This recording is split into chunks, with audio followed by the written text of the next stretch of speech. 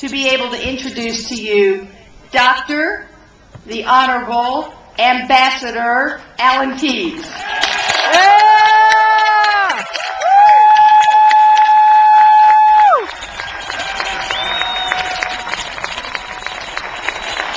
Thank you. Thank you very much. Thank you.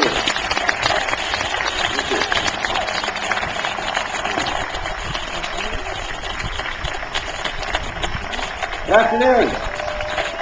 Thank you, John. Thank you. Thank you very much. Thank you. Well, thank you. And I want to thank you all for coming out. We are, as I told the folks with whom I started my day today, actually getting together to celebrate the 4th of July in the way that I think the founders most especially intended. And I'm not saying anything disparaging of cookouts and picnics and parties and other kinds of things and gatherings for fireworks. All of this was, I am sure, anticipated.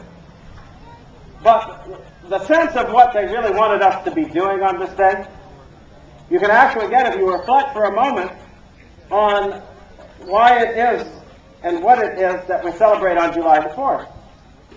Because if you ask that question, especially these days, of the talking heads and the people who pretend to be our pundits, they would tell you that we are celebrating the independence of the United States. We are celebrating the day America became independent of Great Britain. Actually, we're not. The actual resolution by which the Congress, Second Continental Congress, severed ties with Great Britain, the resolution that actually had those words in it whereby the colonies declared themselves of right to be separate and independent states, was approved on the 2nd of July. And if we were celebrating the act whereby the ties were severed, then we would celebrate on July 2nd, not July 4th. What happened on July 4th was that the Congress approved and they signed the Declaration of Independence, the document that was transmitted through history. So what were they recommending when they set the date on July the 4th? They were recommending not that we should just dance about in celebration of an action, but that we should every year, every time we did it, be reminded by our leaders and by our own actions and activities of the truths that make us free, the truths that were articulated in that great document.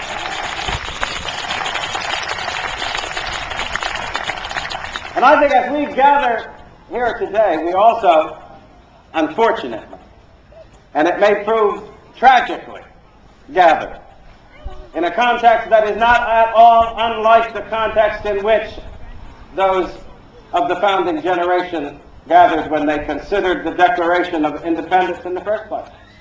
I know now, and it is even popular at some of the Tea Party events, for certain folks to act as if they came together and they were all excited and unhappy because they were being placed under an oppressive burden of taxation by the nasty, bad old British government, and they were rising up to protect their pocketbooks and their wallets against the depredations of